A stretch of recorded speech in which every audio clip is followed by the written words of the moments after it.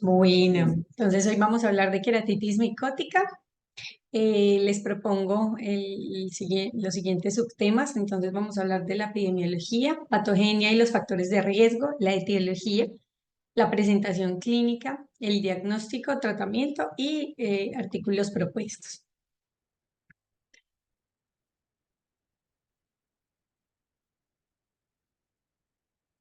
Entonces tenemos empezando por la epidemiología. Anualmente las infecciones por hongos pues van en aumento y afectan en general a más de 1 millón de personas, y se dice en los últimos artículos que hasta 2 millones de personas en todo el mundo han tenido infecciones por hongos en las últimas décadas. Y los hongos han estado implicados en la enfermedad con una frecuencia cada vez mayor y pueden representar entre el 1 y el 45% de las queratitis infecciosas. Hay muchos hongos, hay más o menos 166 géneros, 144 son especies de hongos que causan queratitis fúngica en humanos, y 100 de esos géneros de hongos son filamentosos. Pero ahorita vamos a hablar de los principales a nivel de afectación ocular, ¿cierto? Y los que más vemos incidentes en nuestra población. En general, los hongos filamentosos están más, hay diferentes tipos de hongos, están los filamentosos y los tipos levaduras. Los filamentosos están más en áreas tropicales y los de levaduras más en áreas templadas. Pues esta distribución se cumple, puede que no globalmente, pero sí es la presentación más típica. Entonces siempre hay que establecer muy bien el origen geográfico, pues para nosotros tratar de determinar la etiología dominante según esa área donde el paciente se encuentra. Entonces, en cuanto a la epidemiología, la mitad de las queratitis, de todas las queratitis infecciosas, son causadas por hongos, sobre todo en los países con ingresos bajos y medianos, también relacionado pues con las actividades que realizamos en estos países, y también por la consulta tardía, por los materiales que son causantes de las infecciones, que ahorita lo vamos a ver en factores de riesgo. Los Países Bajos tienen una alta concentración de población a nivel del agro, entonces son personas que se pueden traumatizar mucho más fácilmente con los elementos y con los materiales vegetales, y esto nos va a causar infecciones micóticas. La morbilidad es significativa. Estos pacientes generalmente deterioran su agudeza visual, su calidad de vida, implica que haya consultas repetitivas y un seguimiento estricto, con un deterioro también de sus ingresos, entonces empeorando pues su condición socioeconómica. En general, los países pues que más se van afectados por infecciones micóticas son los países de Asia, África y también pues países de América Latina. Generalmente los pacientes que cursan con queratitis infecciosa, el 25% de estos pacientes van a requerir manejos quirúrgicos, que son manejos costosos, ya sea recubrimientos conjuntivales, queratoplastias u otros procedimientos para el manejo de la enfermedad y también de las secuelas. Entonces, generalmente esto también aumenta digamos, el costo en salud para los gobiernos. Y lastimosamente, con las infecciones micóticas tenemos un factor agravante, que es un diagnóstico tardío. Generalmente es una infección que no es tan aguda como las bacterias, sino subaguda, y el paciente consulta tardíamente, y cuando llega a las consultas ya especializadas o de tercer o cuarto nivel, generalmente ya han sido manejadas con otros antibióticos, han sido manejados con esteroides que cambian todo el cuadro, que pueden entorpecer mucho el manejo del paciente, y las complicaciones también se pueden aumentar. Y también va a depender de la virulencia de los gérmenes y de los fármacos que iniciemos. En cuanto a la patogenia, es importante saber que los hongos no van a atravesar un epitelio que esté intacto. Tiene que haber un defecto epitelial. No como en las bacterias, como lo veíamos en nuestras revisiones pasadas, que hay bacterias que pueden atravesar el epitelio intacto. Y después de que atraviesan el defecto epitelial, estos hongos van a proliferar y van a liberar proteasas que van a llevar a una necrosis una necrosis del tejido y este proceso puede llevar entre días a semanas, en general empieza al quinto, sexto día y puede ir inclusive hasta varias semanas. Entonces el periodo de incubación es un periodo subagudo. En cuanto a los factores de riesgo, tenemos muchos factores importantes que vamos a hablar. La inoculación, pues como les decíamos, no les decía, no ocurren en el epitelio intacto. Los traumas oculares son de los principales factores de riesgo, sobre todo cuando están asociados a material vegetal o contaminado. El uso de lentes de contacto, sobre todo por el daño en el epitelio corneal o también que estén contaminados, y no solo el lente de contacto, sino la solución en las que se almacena y con las que se hace limpieza. Pacientes que han tenido cirugía oftálmica, entonces también están favorecidos o predispuestos a tener infecciones. Si el paciente ya tiene enfermedades de superficie ocular, blefaritis, aunque este está más asociado a infecciones bacterianas, pero si también tiene alteración en la lágrima, ojo seco, están favorecidos. Si el paciente tiene terapia crónica con corticosteroides, entonces aquí entran en juego todos los pacientes con patologías autoinmunes, también que están inmunosuprimidos. Es importante recordar nuestros pacientes, pues que tanto se presentan los pacientes diabéticos y con VIH, ahorita que tenemos pues aumento de la incidencia en VIH, que también están favorecidos o están predispuestos a desarrollar infecciones. También los pacientes por diseminación hematógena, cuando tienen fungemias, pueden desarrollar queratitis por diseminación de los focos micóticos. Entonces, así, súper importante para que nos quede recalcado, las infecciones, el uso de lentes de contacto aumenta 6 veces el riesgo de infecciones micóticas y los traumas corneales con material vegetal son casi que nos tienen que hacer prender la sospecha diagnóstica de que puede haber una infección por hongos. Y recordar que alrededor de un 40% de los pacientes que tienen queratitis fúngica van a necesitar queratoplastia penetrante. En cuanto a la etiología, a diferencia de las bacterias, los hongos pues son organismos eucariotas y se van a dividir en dos grandes grupos. Entonces tenemos los mohos y las levaduras. Los mohos se van a caracterizar por que tienen una producción de filamentos, de hifas y esporas. Y cuando estos filamentos de hifas se fusionan, van a formar los micelios. Y los mohos se van a limitar a ambientes aeróbicos y a menudo crecen en formaciones de colonias. Estas formaciones de colonias pueden parecer como borrosas o lanudas y esto también nos va a dar una característica, digamos, cuando hacemos el examen con biomicroscopía. En cambio, entonces las levaduras permanecen unicelulares y van formando pseudohifas. Las levaduras son predominantemente de climas templados y hay otra clase de hongos que son los dimórficos que tienen capacidad de crecer como mohos o como levaduras dependiendo de los factores ambientales. Entonces, esta clasificación me pareció muy buena. Tenemos hongos tipos filamentosos y levaduras. Entre los hongos filamentosos tenemos los septados y los no septados. Entre la población de filamentosos tenemos los más comunes, el Fusarium, Aspergillus y la Curbularia. Y entre las levaduras, la cándida también como uno de sus principales representantes. Entonces, los cuatro principales hongos que más generan infecciones fúngicas en nuestro medio, entonces son los filamentosos, aspergilos, fusarium y curbularia. El de mayor incidencia es el fusarium y las levaduras por cándida.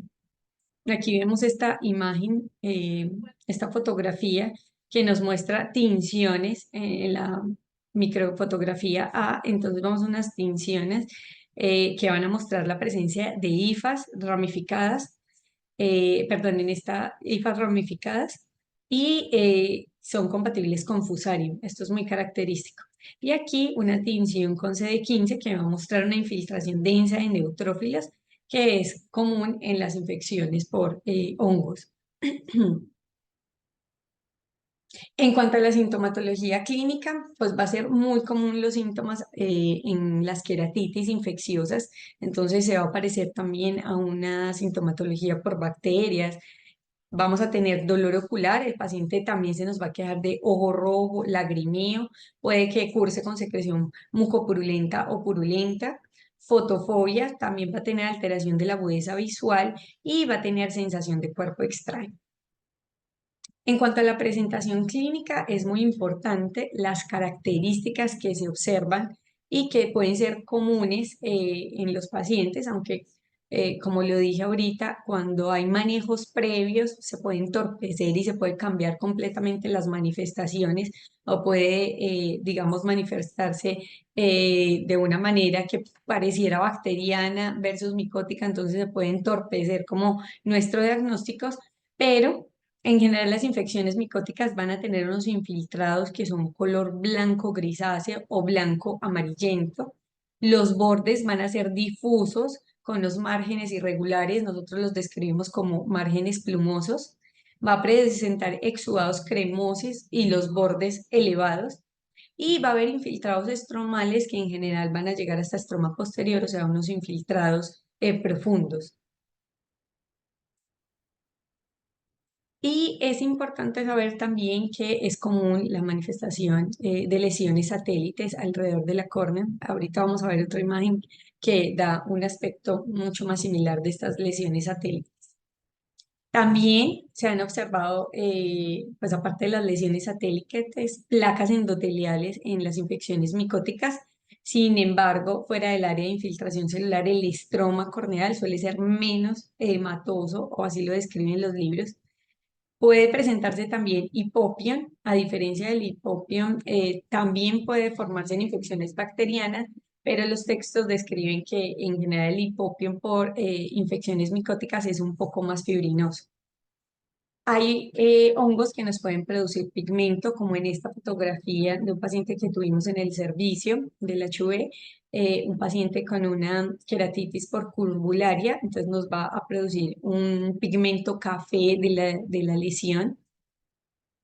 Y es común que en las infecciones micóticas veamos progresión a endoftalmitis en los pacientes cuando son infecciones severas y también asociados pues a uso de esteroides y antibióticos previos al manejo. En algunos textos describen que puede haber ausencia de edema palpebral en el cuadro inicial y cuando no es muy severo y que esto se podría distinguir con infecciones bacterianas.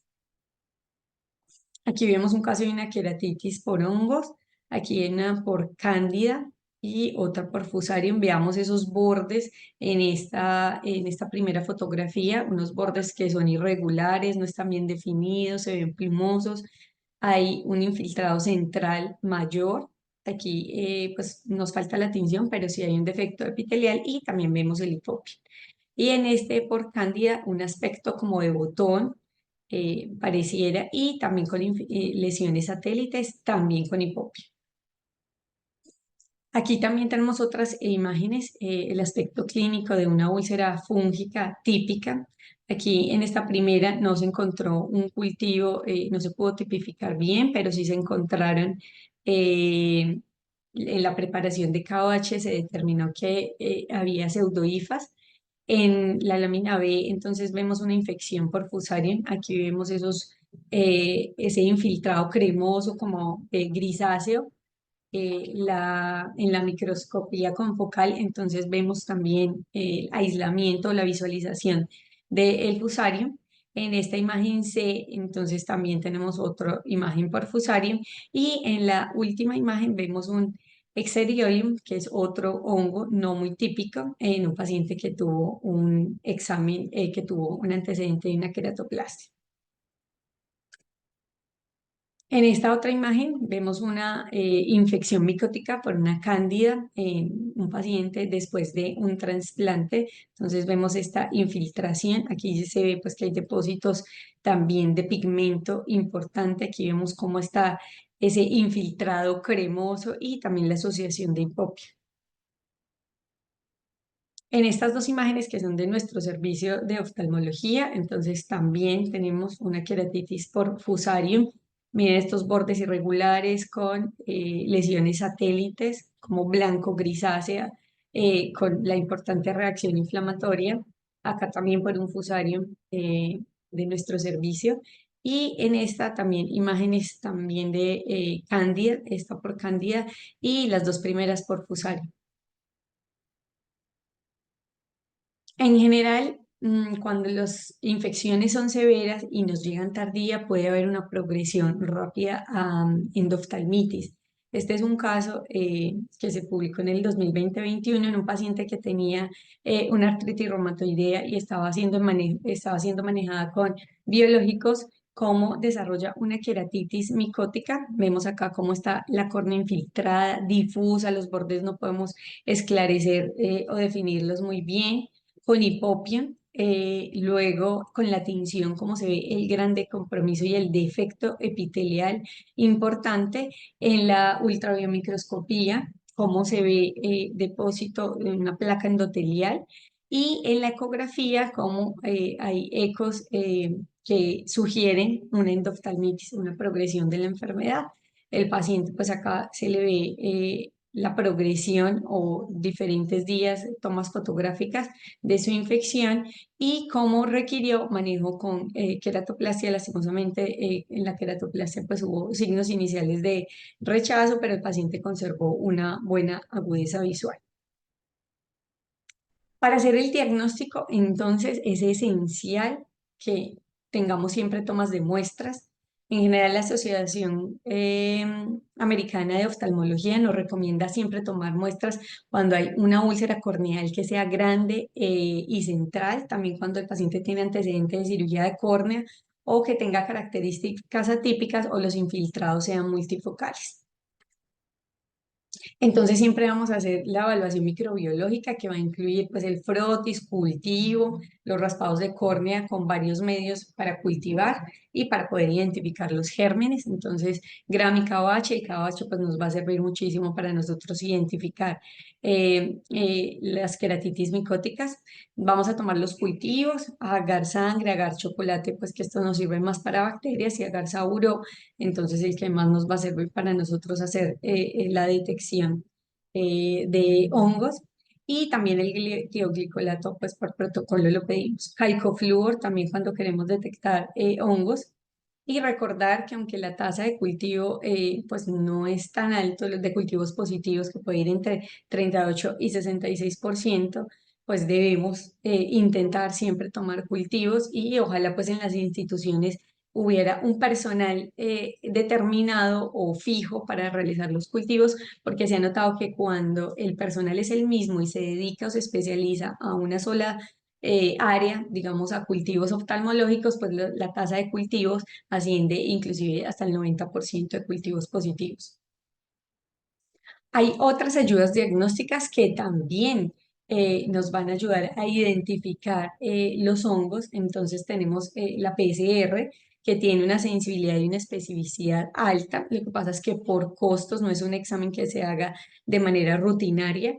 La microscopía con focal in vivo también es una buena herramienta para identificar este tipo de gérmenes, para visualizar también no se cuenta en todas las instituciones con este recurso. Y también tenemos el OCT, que nos va a ayudar a identificar muy bien cómo está esa córnea, OCT de segmento anterior. Pero además de eso, cuando se presentan complicaciones o cuando hay manejos diversos, digamos como con flaps conjuntivales, entonces también podemos ver esa estructura de la córnea y ver cómo está integrados los flaps y si hay un buen sustrato. También para mirar cuando hacemos cirugías con recubrimientos conjuntivales, pues perdemos la visualización en muchos casos cuando son estas úlceras tan severas y comprometen gran parte del epitelio corneal. Entonces tapamos las estructuras, no podemos visualizar adecuadamente. Entonces el OCT de segmento anterior o la VM también nos pueden ayudar para nosotros visualizar si hay sinequias, cómo está esa cámara posterior, esa cámara anterior, si hay lesiones que ocupen el espacio, si de pronto hay atalamia. Entonces son importantes exámenes a tener en cuenta. En cuanto al tratamiento médico, entonces tenemos que saber que las infecciones oculares por hongos pues tienen un tratamiento limitado porque la disponibilidad de los agentes antimicóticos eficaces pues no es buena. La escasa penetración ocular de todos estos agentes también es una característica y hay una dificultad en lograr una concentración adecuada en el sitio de la lesión y también pues los posibles efectos no deseados y el perfil de toxicidad que tienen muchos de estos medicamentos para tratar la esqueratitis micótica. En general, determinar un régimen antimicótico apropiado es esencial para evaluar algunos aspectos del agente antimicótico propuesto dentro del cuadro clínico que se presenta. Entonces, tenemos que evaluar la capacidad que tenga de penetrar a los tejidos oculares, si tiene un espectro de actividad buena contra esos gérmenes y también mirar pues el perfil de toxicidad que tenga. Desafortunadamente, pues las formas farmacéuticas tópicas pues enfrentan muchos desafíos. Ahorita pues ya en Colombia no tenemos esa capacidad de conseguir natamicina, que ahorita ya vamos a hablar de ella, y realmente no vienen preparaciones de los antimicóticos, sino que en general tenemos que hacer una preparación magistral, lo que dificulta aún más porque no tenemos centros especializados para el manejo y para el procesamiento de estos medicamentos. Entre los antifúngicos que tenemos en el arsenal para manejar, entonces tenemos los poliénicos y los azólicos, pero presentan toxicidades oculares y sistémicas que van a generar un desafío cuando vayamos a iniciar el tratamiento y cuando llevemos varias semanas de tratamiento, que en estos pacientes en general, pues el tratamiento es mucho más prolongado que en infecciones bacterianas. Entonces, entre estos principales grupos de tratamiento tenemos los azoles. Los azoles son un grupo que va a inhibir la producción del ergosterol. Lo que hacen los azoles es inhibir una enzima que se llama la 14-alfa estereolasa, que esa va a depender del citocromo P450 y está implicada en la producción de la membrana celular, específicamente del ergosterol. Entonces, al inhibir esa producción de ergosterol, entonces no va a haber una membrana celular adecuada y se van a acumular estos compuestos que son tóxicos para los hongos y van a aumentar la permeabilidad de la membrana celular, lo que va a conducir a que haya una lisis celular.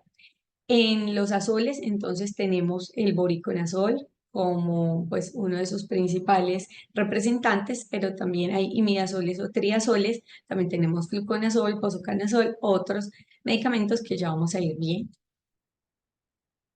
Entre los polienos, entonces tenemos también, actúan también a nivel del ergosterol, pero ellos se unen al ergosterol de la membrana celular y lo que van a hacer es permitir que se formen poros en esta membrana y entren todas esas sustancias y se pierdan todas las sustancias intracelulares del hongo, entonces se va a producir también daño del microorganismo y así se controlan las infecciones. En los polienos, los principales representantes tenemos la natamicina y la anfotericina. La natamicina es un aislado del Streptomyces natalensis, es fungicida a concentraciones altas, deben estar unas concentraciones mayores a 50 miligramos por mililitro. Y la anfotericina B, entonces, es fungicida, particularmente actúa sobre Candida albicans, pero es menos predecible contra otros modos filamentosos. Aquí vemos una imagen donde se muestra pues, la actividad que tienen estos antimicóticos. En general, cuando hacemos manejo tópico, entonces el voriconazol, la natamicina y la anfotericina están permitidos. Cuando hacemos manejo intracameral, entonces ahí sí no contamos con la natamicina, pero sí podemos utilizar anfotericina y voriconazol. Esta tablita, aunque parece densa, quiero resaltar algunas cosas en el tratamiento antifúngico. En esta, entonces, la anfotericina B tiene un muy buen espectro contra la gran mayoría de hongos. Tiene, sobre todo contra Candida aspergillus, pero también tiene actividad, aunque más débil, contra Fusarium, pero es muy buena contra Candida y Aspergillus. La anfotericina B es antimicótico seguro durante el embarazo, entonces está categorizado como por la FDA como categoría B, entonces es importante tenerlo en cuenta cuando tengamos pues pacientes embarazadas. La natamicina, entonces este sí tiene un amplio espectro, contra hongos filamentosos y contra levaduras, o sea, puede cubrir todos. Eh, en algunos textos hablan de que puede haber una menor acción contra hongos filamentosos, pero se ha visto que tiene muy buen efecto. Si tiene efectos locales, puede producir irritación ocular leve, puede producir enrojecimiento. El paciente se puede quejar de sensación de cuerpo extraño, de escozor, se acumulan las partículas, entonces queda como suspendida la anatomicina, entonces puede haber sensación de cuerpo extraño que se puede volver un poco molesta para los pacientes. En cuanto al voriconazol, esta tiene un espectro muy amplio, entonces contra mohos y contra levaduras también. Inclusive pues tiene un poco de mayor efecto que la natamicina para los hongos filamentosos. Tiene efectos cuando se utiliza a nivel de vía oral, tiene efectos gastrointestinales importantes, pero también tiene efectos como alucinaciones visuales. También se puede producir aumento de las aminotransferasas. Entonces, cuando usamos medicamentos orales como el voriconazol, pues tenemos que hacer un seguimiento de este perfil hepático. Y también se puede producir cambios electrocardiográficos, entonces es necesario pues, tener en cuenta en los pacientes que tienen cardiopatía. Y con el uso tópico puede producir dermatitis de contacto, entonces es característico que los pacientes después de varios usos se quejen pues, de que hay molestia o irritación periocular. El fluconazol, entonces este otro imidazólico, también es activo contra especies como Cándida. Podemos utilizar, tiene baja toxicidad, es importante saber que el fluconazol tiene baja toxicidad, podemos hacer preparaciones tópicas y pues en cuanto al manejo oral depende pues de las características del paciente y de la severidad del cuadro. El ketoconazol también tiene un espectro de actividad más amplia. La actividad antifúngica está limitada más a algunos hongos filamentosos más que a levaduras. El itraconazol también tiene una actividad casi contra todas las especies de Cándida, también tiene actividad contra Aspergillus y Fusarium, pero sobre todo contra Cándida. Sí, el posaconazol, aunque es un medicamento costoso, hay digamos, unas revisiones en donde se ha encontrado que cuando el paciente no responde a ninguno de los tratamientos o ya se hizo manejo y a pesar de eso la infección persiste, entonces se puede utilizar, es un medicamento muy potente, pero también muy costoso y difícil de conseguir. Tiene un amplio espectro contra la mayoría de las especies de Candida, contra Fusarium y Aspergillus. Se puede utilizar de manera oral, intravenosa y también tópica. Y en general, cuando se usa como medicamento sistémico, puede ocasionar más síntomas gastrointestinales. El miconazol también tiene una actividad sí variable contra los hongos filamentosos, pero es muy potente débil contra Fusarium, pero tiene una actividad potente contra Aspergillus. Las equinocandinas también las podemos utilizar, realmente están como al final de la línea porque tienen un espectro estrecho antifúngico, sobre todo contra Cándida y también contra Aspergillus y Fusarium, entonces pues realmente no serían tratamientos de elección inicial. Bueno, entonces hablando y aprovechando pues el tratamiento, es importante conocer que se han realizado varios estudios, pero tenemos dos estudios muy importantes, el MUD-1 y el MUD-2, que hicieron estudios para mirar el tratamiento contra esas queratitis infecciosas por hongos y se realizó comparación entre la natamicina tópica al 5% en el MUD-1 contra el boriconazol tópico al 1%. Entonces, se compararon en un grupo de 368 pacientes. Lastimosamente, tuvieron que hacer una terminación anticipada, aunque después se hicieron análisis de subgrupos posteriores, pero cuando iniciaron el tratamiento empezaron a ver que los pacientes que estaban en manejo con voriconazol tenían más perforaciones que los pacientes con natamicina. Entonces suspendieron el manejo e iniciaron la natamicina para los pacientes que estaban en manejo con voriconazol. Entonces, ¿qué encontraron en este estudio? Que la natamicina era superior al voriconazol en términos de mejor agudeza visual corregida y más o menos a los 3 meses tenían mejor agudeza visual y también pues que disminuía como la incidencia de perforaciones. Aunque tenemos que saber pues que se tomaron pacientes que tenían infecciones muy severas, entonces esto también pudo alterar el reporte o los resultados del estudio. En cuanto al MUD2, me voy a enfocar un poquitico más en este estudio. Sabemos pues que existe un número limitado de antifúngicos que están disponibles contra las infecciones micóticas y pues decidieron en este estudio comparar, digamos, a los pacientes que estaban en manejo tópico con natamicina y con voriconazol, adicionarles manejo oral con voriconazol y mirar cómo se comportaban.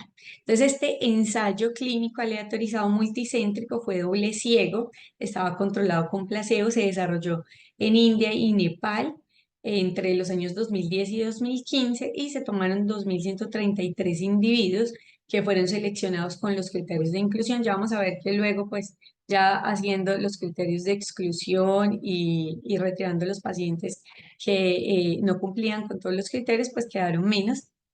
Pero se tomaron pacientes que tenían infecciones por hongos, úlceras filamentosas y tenían una agudeza visual de 20/400. Entonces, desde aquí ya vemos que pues el perfil de pacientes que tomaron fueron pacientes que tenían infecciones severas.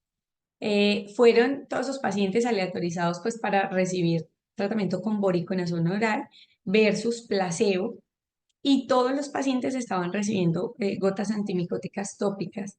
En general, cuando se empezó el MUD2, pues había unos que iniciaron manejo con voriconazol tópico y natamicina, pero viendo los resultados del MUD1, donde les iba mejor a los pacientes con natamicina, entonces en este estudio, ya después de 38 pacientes que habían iniciado tratamiento, les dejaron a todos tratamiento combinado tópico con natamicina y voriconazol y a unos les dieron voriconazol oral y a otros placebo. Entonces ahí también vemos como que puede haber un sesgo o que podría haber una acción complementaria de los dos antimicóticos tópicos que podría dar resultados alterados.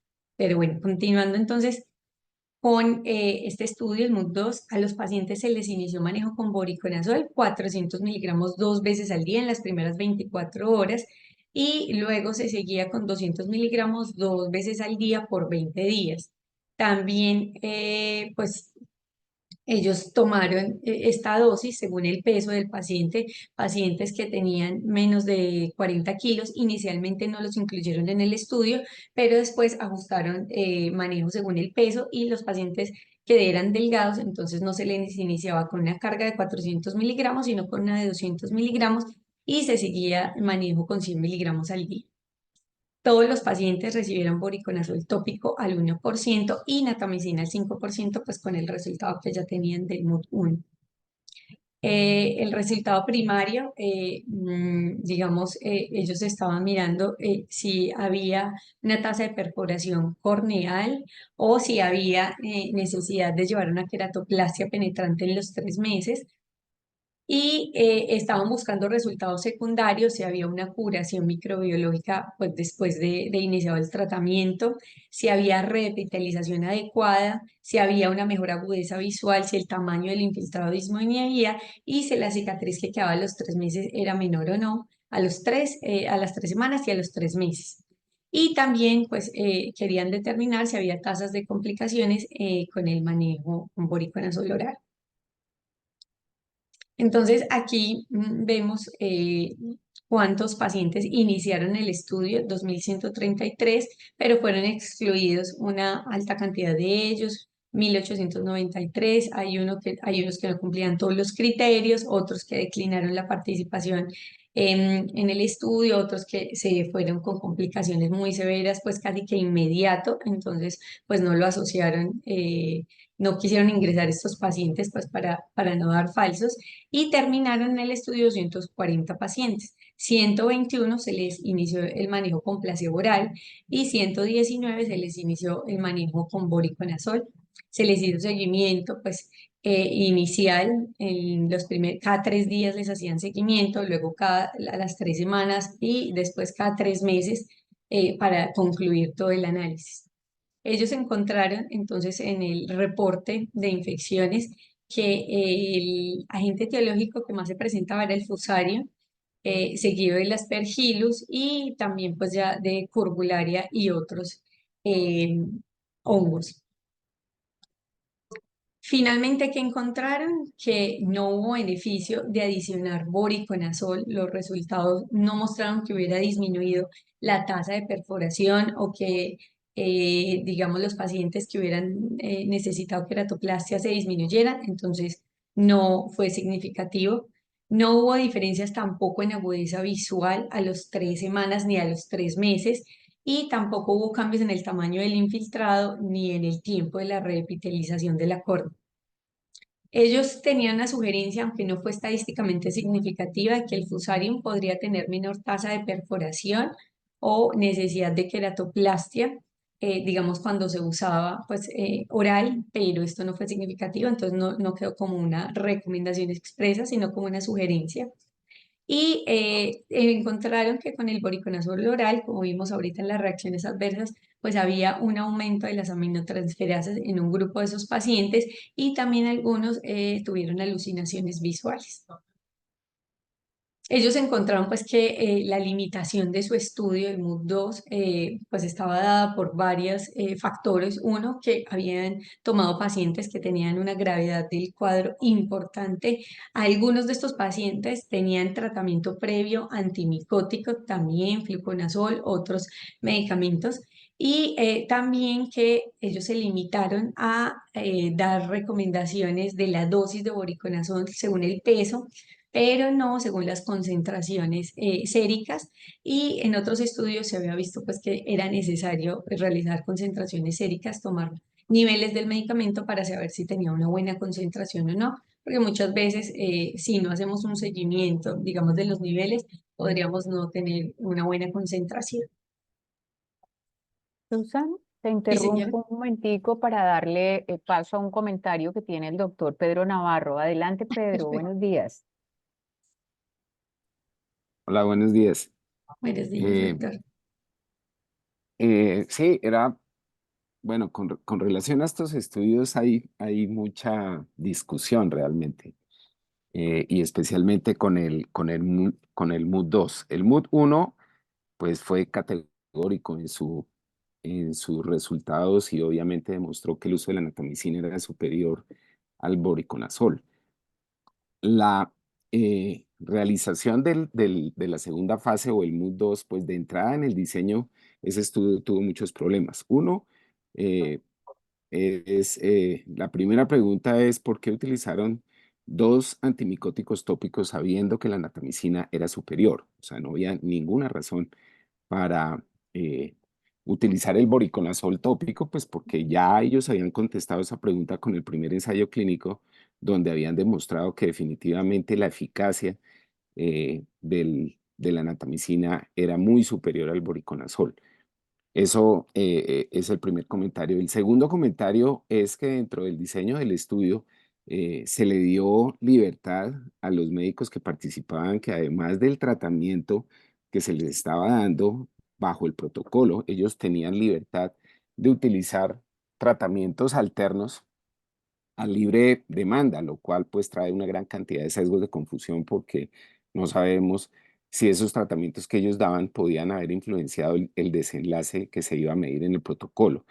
Ese es el segundo comentario. Y tercero, pues si ustedes se fijan en los supuestos, o sea, todo ensayo clínico, para el muestreo o por el cálculo de la muestra hay que tener en cuenta los supuestos de los autores.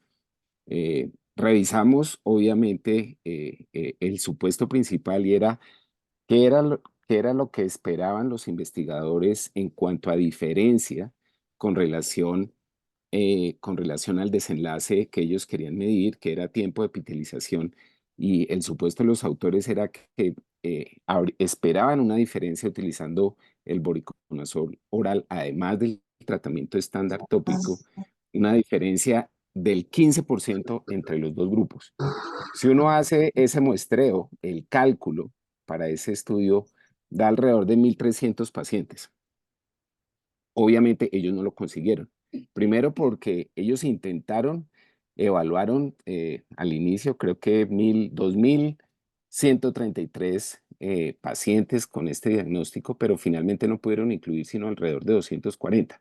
O sea, el poder del estudio fue muy bajo. Al no conseguir el poder, automáticamente aparece el error beta o el error tipo 2, y es que aunque el desenlace o el resultado final del ensayo fue que no había diferencia, nosotros no lo podemos saber porque es que el poder del estudio fue muy bajo. Si ellos hubieran conseguido, hubieran incluido los 1.300 pacientes, es posible que el uso del voriconazol oral sí hubiera marcado una diferencia en el grupo de intervención. Entonces, eso es importante tenerlo porque si uno lee el estudio y aparentemente ve que no hubo diferencia el adicional voriconazol, esa diferencia no se debió a falta de efecto del voriconazol, no lo sabemos, sino a un bajo poder del estudio por un muestreo insuficiente. Esos eran los comentarios. Muchas Ay, gracias, muchas Pedro. gracias, Doc. Sí, importante esto, ¿no?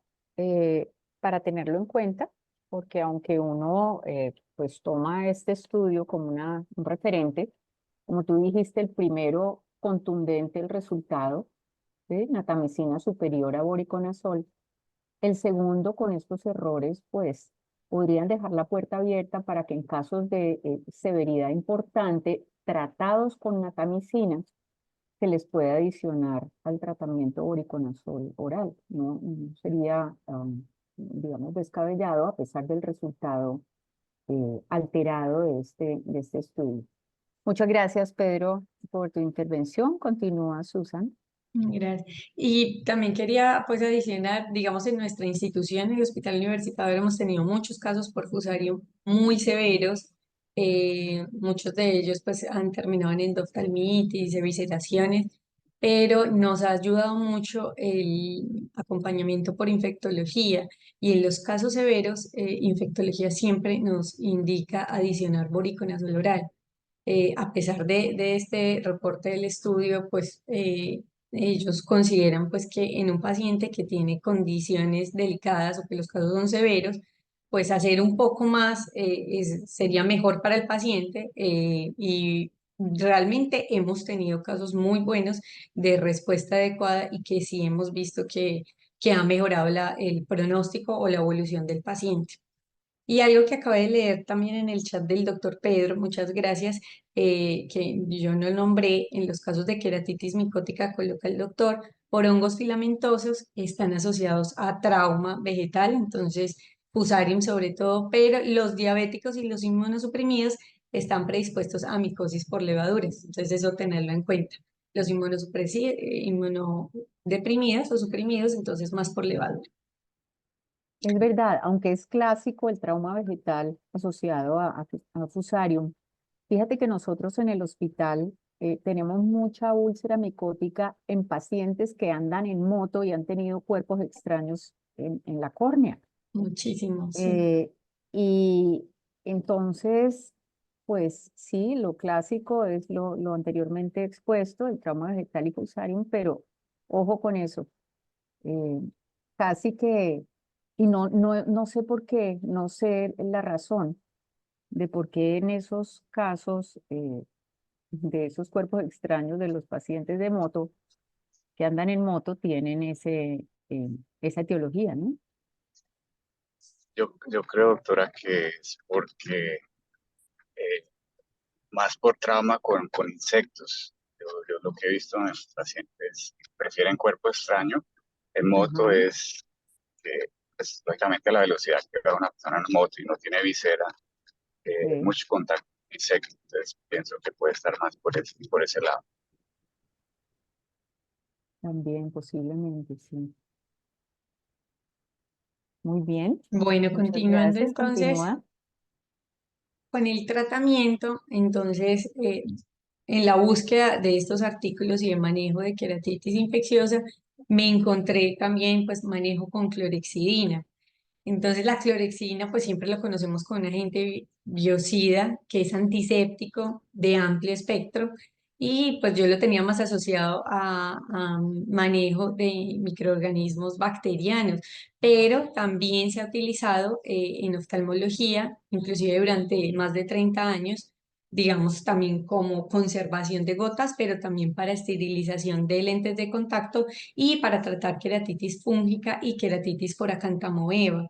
Y también lo tenía mucho más presente para acantamoeba, pero encontré este ensayo clínico aleatorizado controlado de enmascaramiento simple, pero era de no inferioridad, entonces bueno, ahí estaba un poquitico cojo, pero comparó los resultados en pacientes con queratitis micótica que recibieron natamicina al 5% o clorexidina al 0,2%, y se llevó pues este estudio a cabo en Nepal. En general, Nepal, India, Asia, pues son los países que más incidencia tienen de infecciones micóticas. Y lo hicieron en Nepal en 14 instituciones, en 14 clínicas satélites, y ellos encontraron que había una buena respuesta, pues que no la podían sugerir como tratamiento de primera línea, pero sí que cuando no había disponibilidad de natamicina, entonces podría usarse la clorexidina para considerar pues de uso cauteloso, pero que podría servir en caso tal de no contarse con medicamento como la natamicina. Podría utilizarse como un medicamento alternativo para evitar pues digamos que haya complicaciones o pérdida de globo ocular. Quería preguntarle a los profes y al doctor Navarro si han tenido, digamos, experiencia con la clorexidina o qué piensan de este manejo. Pues mira, a veces cuando se intenta un tratamiento y no se ve un resultado, hay opciones válidas.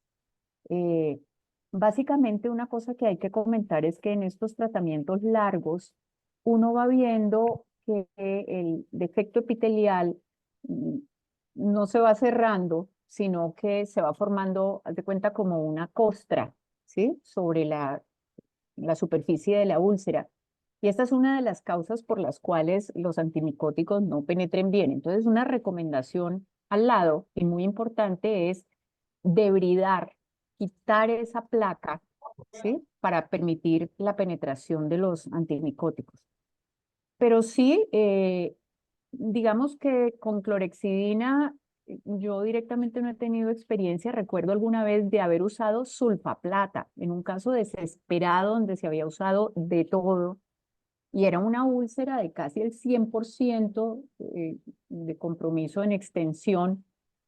eh, y leí ese artículo y recuerdo que el resultado fue muy bueno. Ese ojo se salvó. Entonces, con clorexidina no sé si algunos de mis colegas tengan experiencia, pero con otras alternativas como esta que te comento, sí. No, yo Jefferson, no tengo Diego, experiencia Oscar, con alguno de ellos, clorexidina, ¿no? sí, Y tampoco, clorexidina para cantamoeba sí lo he usado, pero para correcto. úlceras micóticas realmente no. Y lo que hablaba, doctora, de cuando hice el rural hace algún tiempo en el Amazonas, había un colega oftalmólogo que viajaba allá y lógicamente allá se veían muchas úlceras micóticas. Él usaba mucho, recuerdo que era nitrato de plata, que venía como una especie de crema, eso lo vendían como las farmacias, como las Sí, Amor, para las quemaduras. para las quemaduras y las calentaban y eso se derretía y le pedía al paciente que lo aplicara por el ojo. Lógicamente eso era muy Exactamente. irritante, pero lo que yo recuerdo, pues, en esa época, pues yo pues nada de oftalmología, recuerdo pues que habían resultados como buenos, vean que los pacientes como que se mejoraban, pero no sé, esa fue la única experiencia que vi yo con nitrato de plata u otra alternativa. Es verdad. Bueno, la experiencia mía fue con sulfaplata, la crema directa que se usa como para las quemaduras, que uno le indicaba al paciente, póngala en una cucharita y derrítala en una vela, ¿de acuerdo? Uno le explica al paciente cómo hacer las cosas. Ese paciente vivía lejos y no podía tener yo un control directo, pues diario. Eh, y recuerdo cuando lo vi a la semana yo herniándome, pues esperando a ver si el paciente iba a llegar perforado y demás. Y la verdad fue que evolucionó pues lentamente, pero bastante bien. Me decía, no, doctora, yo no hago lo que usted me dice. Yo en la uña y me mostraba la uña del dedo meñique, que era larga, la cogía como cuchara de sulfaplata, se la ponía en fondo de saco y ese era el tratamiento. Entonces, fíjense estas cosas. Pero bueno, es una anécdota simplemente para decir que hay otras alternativas. Estás presentando aquí la de la clorexidina, que en casos desesperados, cuando el tratamiento ortodoxo no funciona, se pueden tener en cuenta. Continúa, Susan. Bueno, encontré este algoritmo de manejo que fue publicado en el 2022 y por eso traje a colación lo de la clorexidina, porque aquí hablaban de manejo inicial con tópico con natamicina y en caso de no contar con natamicina, entonces utilizar clorexidina y si no había mejoría, entonces utilizar manejo sistémico con ketoconazol o voriconazol, también lo recomendaban y continuar el manejo tópico si había una buena respuesta y si el paciente pues no tenía una buena respuesta, entonces ya se dedicaba a un manejo intervencionista. ¿Este estudio de dónde es? ¿Esto es de la India? Sí, también es, sí, realmente casi todos los estudios son de India, Micóticos son de allá, sí. sí, casi todos Pues de India, interesante, Nepal, fíjate. sí, Empezaban con natamicina y luego no respuesta, lo pasaban a a clorexidina, pero clorexidina, no lo asociaban, ¿no? No lo no, sumaban, sino que lo reemplazaban. sí decían o Ajá, clorexidina. ok. Bueno, acá tengo imágenes también de presentaciones micóticas de estas queratitis para reforzar entonces todo lo que hemos visto, los infiltrados que son difusos, algodonosos, los bordes que son irregulares. Aquí realmente hay queratitis muy controladas y de procesos no tan avanzados como los que hemos visto. En cuanto al manejo quirúrgico, pues hay diferentes técnicas y también otros manejos. En tratamiento quirúrgico, pues la queratoplastia, podemos realizar una queratoplastia superficial o también una queratoplastia penetrante, lamelar o penetrante, que puede ayudar pues para el manejo en caliente. Se ha observado pues que como lo veníamos hablando también en queratitis bacteriana, los resultados pueden no ser tan buenos, hay más complicaciones. Injertos de membrana amniótica también en procesos severos que en el momento no se disponga, digamos, de otras técnicas o de otras disponibilidad, no haya disponibilidad de otros manejos que dan como ese ambiente nutricional favorable para que penetre más el antibiótico. Los colgajos conjuntivales que ya lo hemos visto, pues realmente son muy importantes en el arsenal de manejo de pacientes con infecciones severas, no solo queratitis micótica, sino también en queratitis bacteriana, que ahorita voy a hablar un poquitico más de los colgajos. También la reticulación de colágeno corneal se ha visto pues que tiene una buena respuesta. Se hizo se ha venido haciendo esta reticulación con riboflavina y se ha notado que aumenta como no el grosor, sino la fuerza de la córnea y evita que penetre mucho más el hongo y favorece pues también cuando se coloca el calor local que haya daño de la estructura micótica. Y también tenemos entonces como otra opción en el arsenal el láser argón.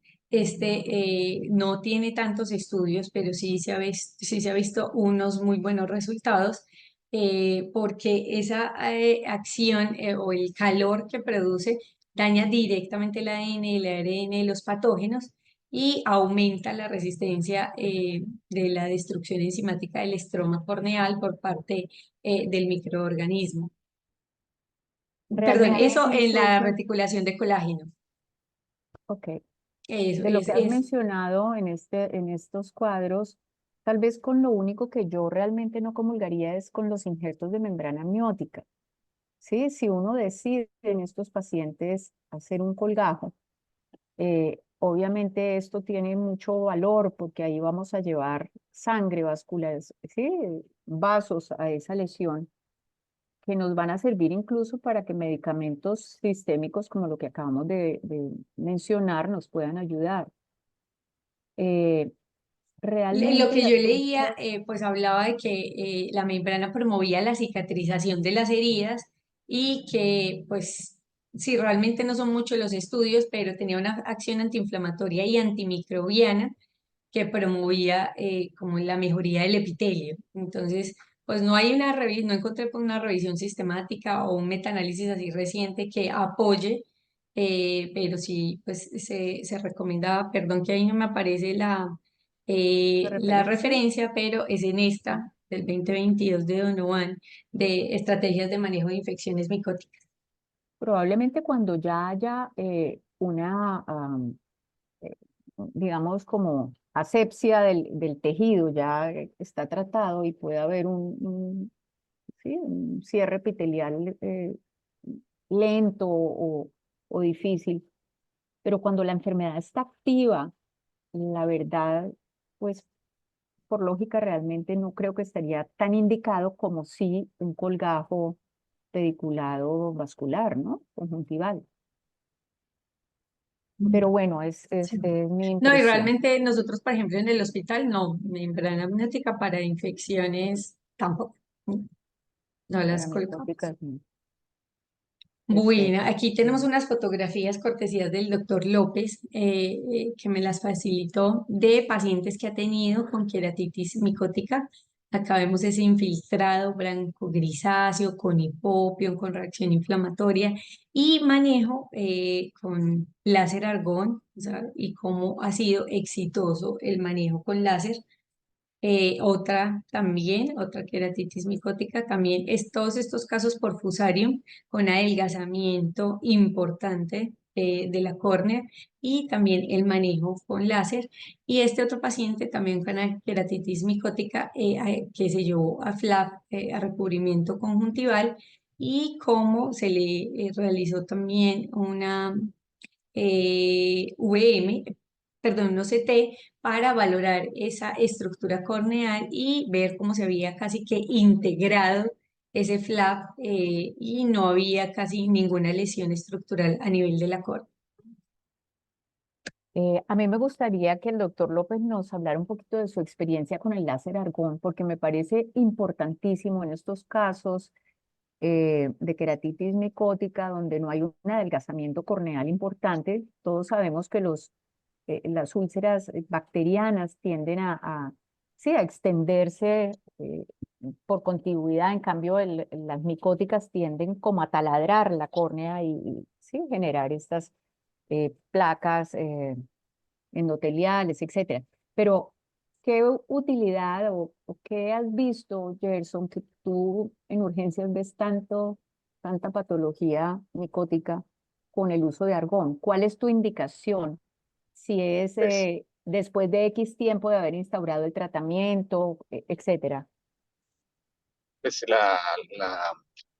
digamos, la curiosidad de iniciar tratamientos con esta terapia fue pues posterior a ver las charlas del doctor Peregrino de Argentina, que fue como que empezó como a dar charlas y a hablar de su experiencia con el láser de argón. Entonces, inicialmente los primeros casos fueron los del hospital. Pues, los inicié en casos que no respondían al tratamiento, que ya llevaban mucho tiempo, que se habían estacionado y que pues no iban a mejorar. Y que pues el siguiente paso a seguir pues era un recubrimiento conjuntival. Entonces, bueno, antes de llevarlo al recubrimiento conjuntival, pues ensayemos a ver cómo nos va con el argón. Entonces, la experiencia, pues no recuerdo exactamente pues los valores que usé de energía, pero al principio, cuando uno comienza a dar los primeros disparos, uno siente que no, como que no No es funcionaba. efectivo, sí. no era eficiente exactamente. Entonces dije, no, debe ser que el equipo del hospital pues, es más viejito y de pronto pues tiene menos potencia. Entonces, y gradualmente pues iba ensayando, ¿no? Iba aumentando gradualmente el poder del argón con un, un spot pequeño de 100 micras, porque cuando uno hace spots más pequeños, pues el poder del argón se aumenta cuando uno hace pues, spots más grandes. Y de pronto ya cuando uno logra, como parece como si fuera el calor que genera el argón, ya te da como una puerta de entrada y ahí comienza a ser eficiente. Entonces ahí uno comienza, no sé, en la primera foto de la izquierda inferior, pues queda así como un queso. Eso parece que, pues, lo que he leído es que facilita, por un lado, la penetración del antibiótico, en este caso, El pues, antimicótico, sí. el antimicótico, y por otro lado, parece que el efecto del calor que genera parece que funciona. Eh, Ujú. los casos que he tenido, uno se perforó y los otros, pues, respondieron muy bien al tratamiento.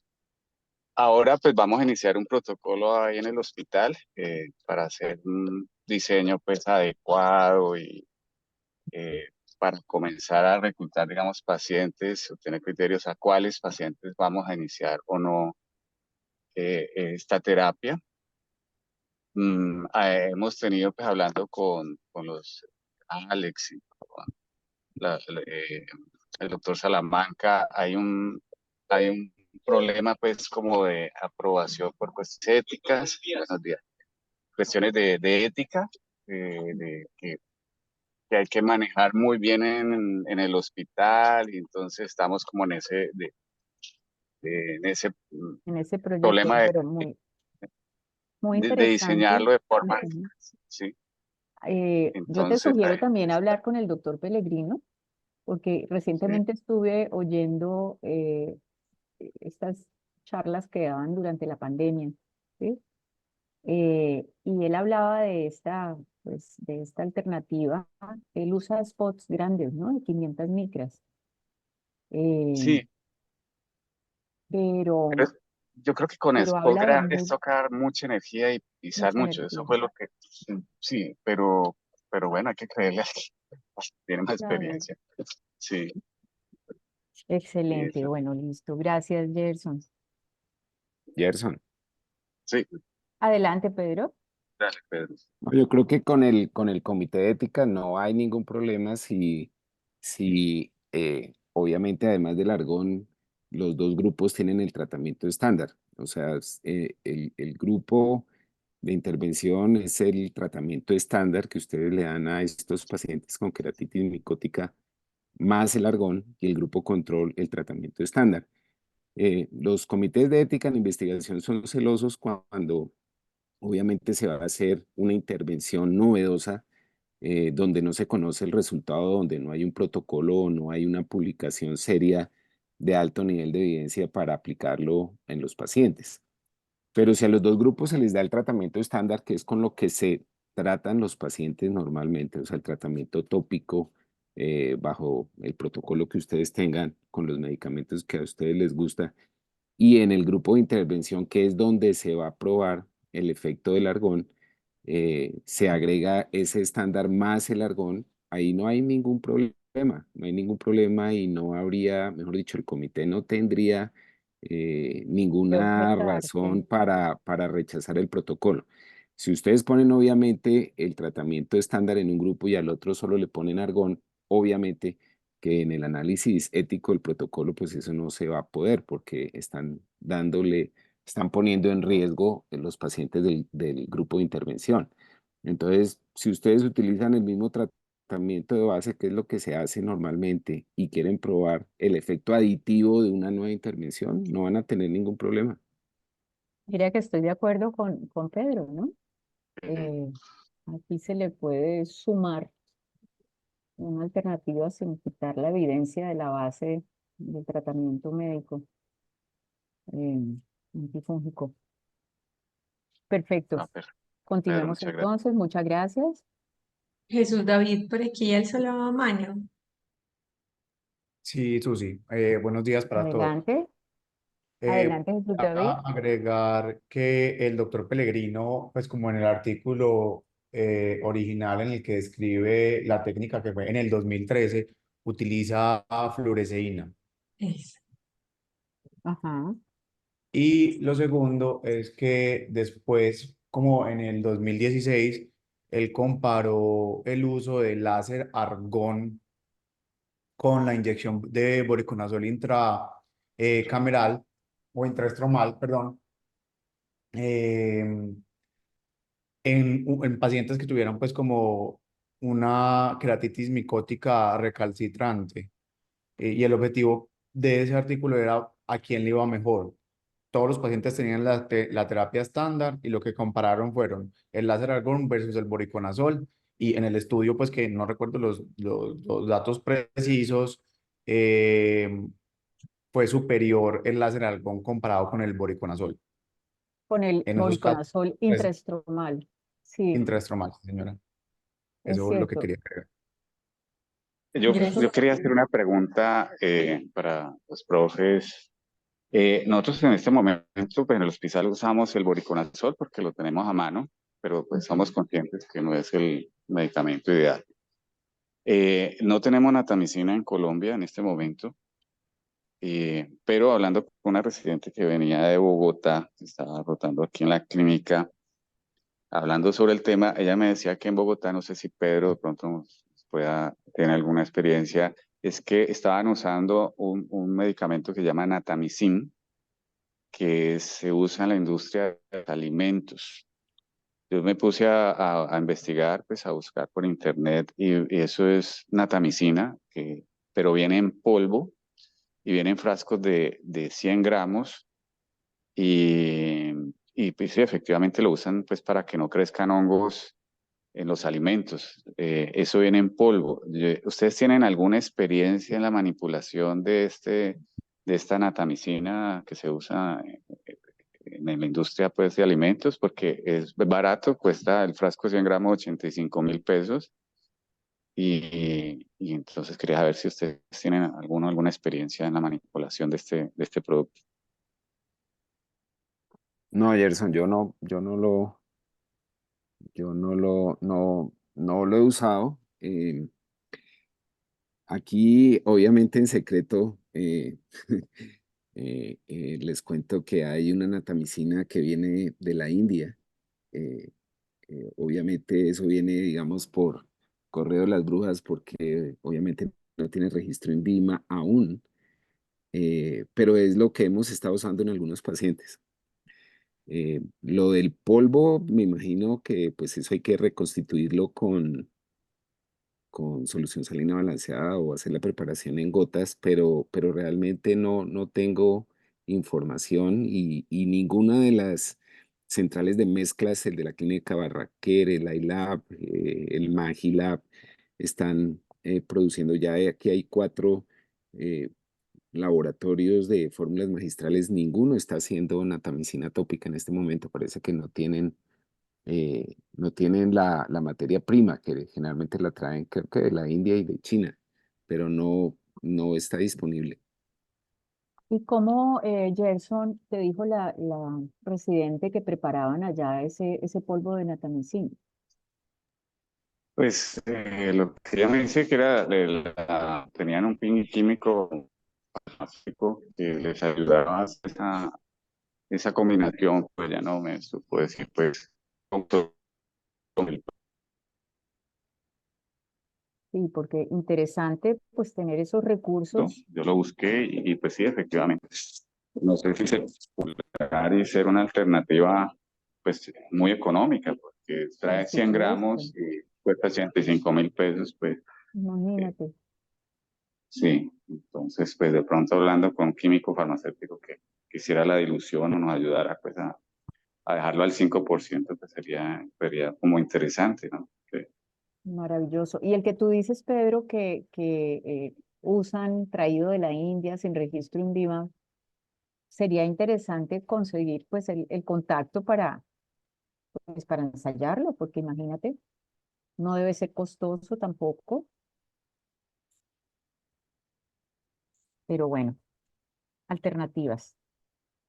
Continúa, Susan, que nos quedan 20 minuticos y tenemos que terminar el tema, por favor. Gracias. Listo. Bueno, para hablar de colgajos como manejo, entonces encontré dos artículos también relacionados con los resultados de los pacientes que fueron llevados, unos a queratoplastia y otros a colgajos conjuntivales en esta revista India de Oftalmología. Entonces, publicaron hace 2 años, perdón, hace 4 años, el reporte del manejo de 198 pacientes que fueron llevados a queratoplastia penetrante después, en el momento de estar cursando con infección micótica, una queratitis severa. Les hicieron seguimientos durante 24 meses, y de 17 a 24 meses, perdón, ahí el error anotando, y en un total más o menos del 89% de los ojos tuvieron erradicación completa de los gérmenes. Sí, un 10% desarrollaron recurrencias y asociaron que había mayor recurrencia cuando el tamaño del defecto de las úlceras era mayor de 8 milímetros. Pero en general, en el 97% de los pacientes hubo una restauración anatómica después de la realización del manejo quirúrgico. Entonces, esto también como opción de tratamiento en esos pacientes donde no hay una mejoría adecuada. Y este estudio, aunque un poquito más viejito, entonces muestra también la eficacia de los pacientes con queratitis micótica que fueron llevados a colgajos conjuntivales. El objetivo de ellos era revisar si había eficacia o no en el tratamiento de esos pacientes cuando les hicieron colgajos monopediculares y pues que podrían tener o que tenían una queratitis que era refractaria. Muchos de ellos estaban perforados pero autosellados. Y fue un estudio que lo desarrollaron de manera retrospectiva, no comparativa, 31 casos tratados con colgajos conjuntivales en abril de 2014 y octubre del 2015. Y ellos encontraron que 16 de esos 31 casos, que eran más en hombres que en mujeres, y más en trabajadores agricultores que habían tenido traumas con objetos vegetales y tenían una agudeza visual también disminuida de todo ese grupo de pacientes. Entonces, hubo una buena respuesta al tratamiento con control del proceso infeccioso. 3 de esos pacientes presentaron perforaciones y en 2 de ellos se encontró una diseminación y un exudado purulento después de hacerles el colgajo conjuntival. Y ellos concluyeron que los colgajos controlaban de manera eficaz las infecciones y lo más importante que preservaban el globo ocular. Entonces, como medida de tratamiento en esos pacientes en los que no hay una adecuada respuesta al tratamiento tópico o también oral, entonces hay que tener en cuenta los colgajos conjuntivales. Y también, pues los colgajos generan una estabilidad para luego realizar trasplante de córnea según las secuelas o las cicatrices que queden. Y ya para terminar, entonces tenemos el artículo propuesto, que es la validación de la calculadora CEDUC o del cálculo CEDUC para los pacientes que tienen úlceras micóticas y que estuvieron manejados también con esteroides. Entonces, para abordar todos los problemas de estratificación del riesgo en las úlceras de córnea, desarrollaron este cálculo, introdujeron pues el cálculo CEDUC y este fue un estudio retrospectivo. Se analizaron 5 variables: el uso de corticosteroides después del inicio de los síntomas, si había disminución o no de la agudeza visual, cuál era el área de la úlcera que tuviera una etiología micótica y el tiempo transcurrido para iniciar el tratamiento con el organismo, pues que fuera sensible y el tratamiento estuviera dirigido. El objetivo de este estudio era validar si este cálculo era un buen predictor de los resultados del tratamiento en los pacientes que tenían los cultivos positivos. Ellos tomaron una revisión de 1.063 casos de los pacientes que habían sido manejados en el estudio SCUD de úlceras bacterianas que fueron manejados con esteroides y de los pacientes del resultado también de los estudios MUD1 y MUD2. Y ellos crean entonces este acrónimo, que pues por eso está el título del CEDUC. Entonces los criterios de estos pacientes, entonces tenemos la C de uso de corticosteroides tópicos, después de iniciados los síntomas de queratitis, la D entonces como una disminución de la visión, la U como úlcera, el área de la úlcera, la K, los pacientes con queratitis micótica y ese lapso de tiempo del inicio de los síntomas a el manejo ya dirigido cuando ya tenemos cultivos. Entonces, en el análisis, pues ellos realizaron un análisis univariado y mostró que había agudeza visual disminuida, mayor, en cuanto mayor fuera el área de la úlcera y la etiología fúngica, si el tratamiento era un tratamiento adecuado o era un tratamiento fallido. Entonces, el tiempo, también determinaron el tiempo de uso del esteroide y encontraron que no mostró relación pues con mayor complicación. Ellos definieron grupos, entonces grupos quirúrgicos y no quirúrgicos. El grupo quirúrgico lo determinaron en esos pacientes en que había fracaso del tratamiento, que requerían queratoplastia, que se perforaban o que por complicación de su infección eran llevados a visceración o a enucleación. Y definieron otro grupo como el grupo no quirúrgico, entonces los que no necesitaron ninguna intervención, que con el tratamiento respondían adecuadamente y resolvieron el proceso infeccioso. Y solo fue el manejo con medicamentos orales y tópicos. Entonces ellos hicieron un análisis y le hicieron pruebas de chi cuadrado, regresiones logísticas, y ellos encontraron que en estos estudios previos, pues ya había un 17% de esos pacientes habían requerido cirugía, de todos esos pacientes que cursaban con úlceras. Y en general, todos esos pacientes, o gran parte de los pacientes que tenían infecciones micóticas, 91% requerían cambio de tratamiento o adicionar tratamientos porque fracasaban a ese manejo inicial. Y ellos encontraron entonces que los pacientes que eran llevados a intervención quirúrgica, ellos tenían una diferencia significativa y tenían unas manifestaciones importantes porque tenían mayor disminución de agudeza visual, el área de la úlcera era mayor y el cultivo pues salía positivo para hongos.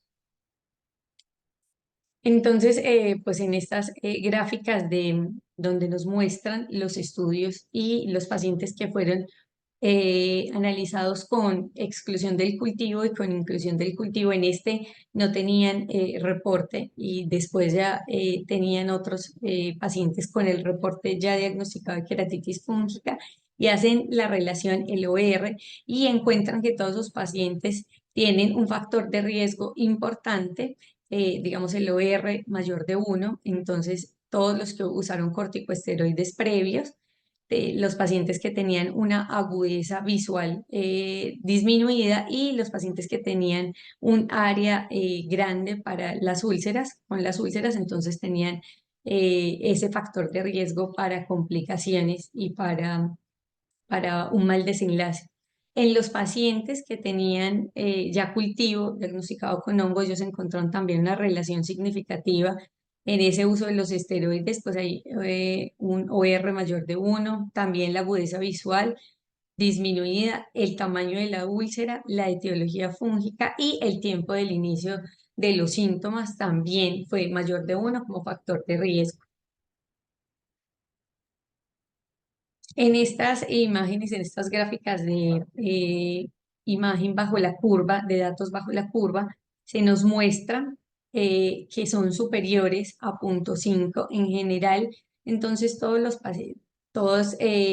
las relaciones que se plantean con estas gráficas nos modelan la relación y encuentran que no fue resultados al azar, o sea, que estos 5 características importantes no fueron al azar, sino que están correlacionadas con el desenlace y como factores predictivos de mal pronóstico en los pacientes con queratitis micótica. Entonces vemos acá un área debajo de la curva mayor de 0,5, es de 0,7 en los pacientes que tuvieron las manifestaciones y no tenían cultivo, y en los pacientes ya incluido el cultivo, mucho mayor la relación, un área bajo la curva de 0,8.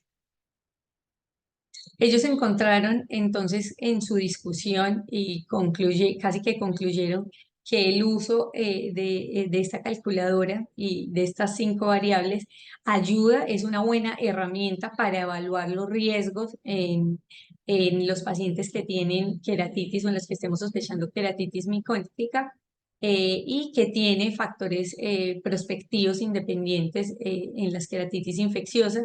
Los cultivos negativos o los pacientes que no tenían cultivos o salieron negativos, hay que estratificarlos inicialmente según el riesgo. Entonces, cómo está su agudeza visual, cómo está el tamaño de la úlcera, si tiene uso de corticosteroides o no, desde cuándo empezaron los síntomas y hasta cuándo se inició el tratamiento dirigido.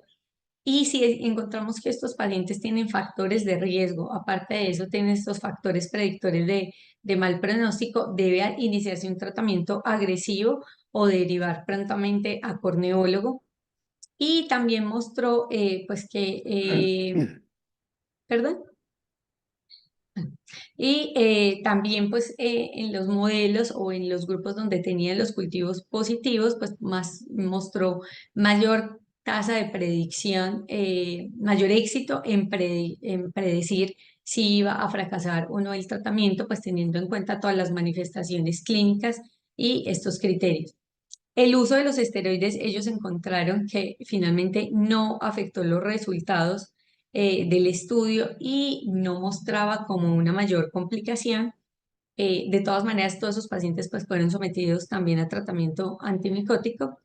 Y el tratamiento en general, después de hacer toda esta revisión, el tratamiento para los hongos no ha avanzado mucho en los últimos 50 años. Tenemos que ser muy juiciosos y muy rigurosos cuando sospechamos que el manejo sea por hongos o que las infecciones tengan este germen, porque tenemos que iniciar, tratar de ser muy dirigidos para el manejo y vigilar muy bien, pues por el riesgo de posibles complicaciones que puedan tener estos pacientes, sobre todo en esas infecciones que no van bien, que siguen progresando los síntomas, que no hay una mejoría de los infiltrados y en los que los pacientes se nos van deteriorando casi que enfrente.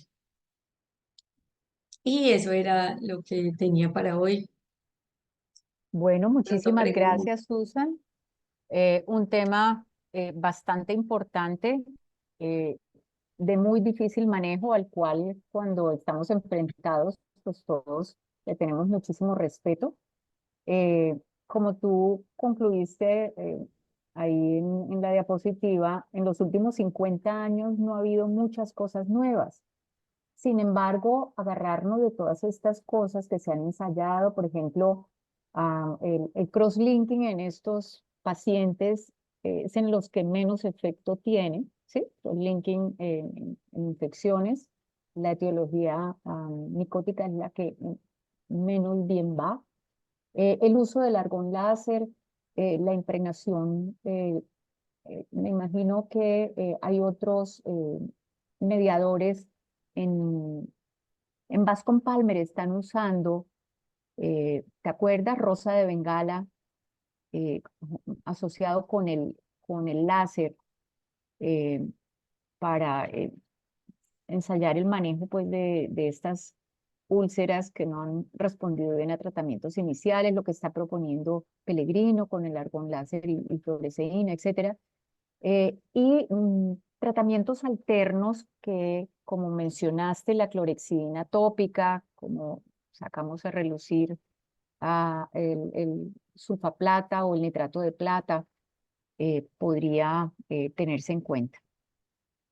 Muchísimas gracias por la revisión tan buena y tan organizada. Vamos la próxima semana a revisar con la doctora Camila Escobar el tema de analgésicos tópicos para el dolor ocular o el dolor corneal agudo y la queratopatía por el abuso anestésico. A todos muchísimas gracias por su atención, por las intervenciones, de verdad aportan mucho y les deseo un feliz resto de día y de semana. Nos Muchas gracias encontramos a la todos. próxima. Gracias. Gracias, muy bien, Susan. Súper. Gracias, doctora. Gracias, hasta luego.